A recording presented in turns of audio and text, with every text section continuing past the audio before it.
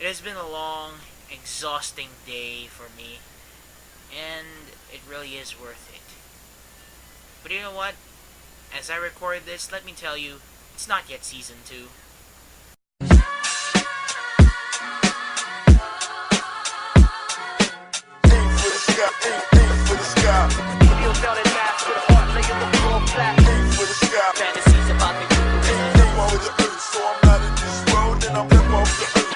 Hello and welcome to Checkpoint, where every issue is inspected and put under scrutiny. I got 3 things that I should tackle about. The first 2 is what happened yesterday. The first is the Walk for Life, which was organized by the Knights of Columbus. From San Agustin, the Walk for Life was from San Agustin Church to Raja Sulaiman Park in Ermita, and it is really very long, almost 4 kilometers. Uh, good thing I was still, I'm still young and I'm still strong to walk that far. Actually, some of the track I ran on it. Uh, the Walk for Life is an event organized by the Knights of Columbus, as I said. Uh, it it ran for the 5th year this year, and it is all about the promotion of the dignity of family life, and of course, rejecting the reproductive health bill. Most often than not, the conservative count of the attendees there were 50,000 more or less. Most of them knights, and they brought their families with them. Most of them, actually. And also, there are also squires and some people who took part on the Walk for Life. Uh, after which there was a talk. There were a series of speakers coming from the uh, top brass of the Order of Knights, of the Order of the Knights of Columbus, and also Manila Mayor Alfredo Lim, uh, Congresswoman Mitos Magsaysay, and the chaplain of the Knights of Columbus, which happened to be Bishop Honesto Antionco of Cubao. It really is very tiring because uh, it almost was a quarter of the day that this program was uh, made. And in the afternoon, I broke away with the people in covering the pro-life event to attend a seminar, actually a talk, organized by the Archdiocesan Commission on Youth of the Archdiocese of Manila. It is titled Media and Mission. Media and Mission, quoting Pope Benedict XVI's exhortation for the 45th World Communications Sunday: make good use of your presence in the digital world. So it tackles that the youth is very essential in propagating the Catholic faith, whether in Facebook or in any other social networking or in any other media that they can have their hands on. Uh, that that is really sweet for us administrators, Kuya Randolph, Kuya Ryan, and myself, because not only we are being we're not just we're not only because we were mentioned, but because uh, it really is something that uh, is close to our hearts in this ministry. We're more of online, and I hope that uh, the ACY would plug us on their things online. So those were the two segues.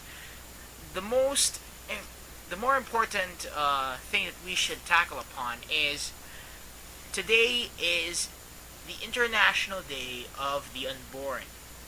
Yes, it is always celebrated on the 25th of March, which is the Feast of the Annunciation. But for this year, uh, the Feast of the Annunciation is moved to the next day, which is Monday, March 26, because March 25 this year falls in the fifth on the fifth Sunday of Lent, and uh, but that is not uh, what is important about it. What is important to this is that why do we celebrate this thing? Why do we celebrate the international? I repeat, international. It's not just being celebrated here in the Philippines, but it is celebrated worldwide. The Day of the Unborn. Why do we celebrate it? Very, very simple answer. God became a fetus in the womb of the Blessed Mother. Period. God's Word was made flesh. And it really is something that we should know as Catholics, as Christians. God became man out of immense love. If we apply the things that we have tackled upon the Katok series, we can say that we can apply McLuhan's statement that the medium is the message. Christ is the medium and his message is love. Who's the sender? God the Father. That's simple. And how does this message was pushed through? The incarnation. And that's what we celebrate every March 25, and for this year, this year, March 26. So isn't it something that we should consider? Of course, because not only because it is something that we should know as human beings, it's something that we should also know because it's an issue in the Philippines. I'm specifically talking about the reproductive health bill. They say that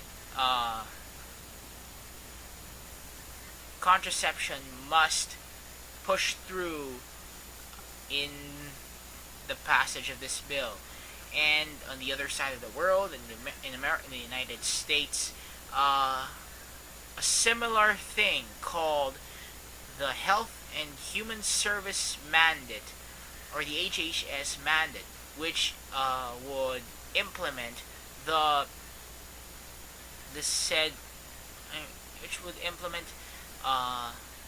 the earlier executive act called Obamacare, and it promotes abortion. Both of these things they push through these because they want to, in the name of development. But the question is, where is the development if you kill a person, if you kill a human being this small? Yes, this small. So we should always remember that development starts with one's self.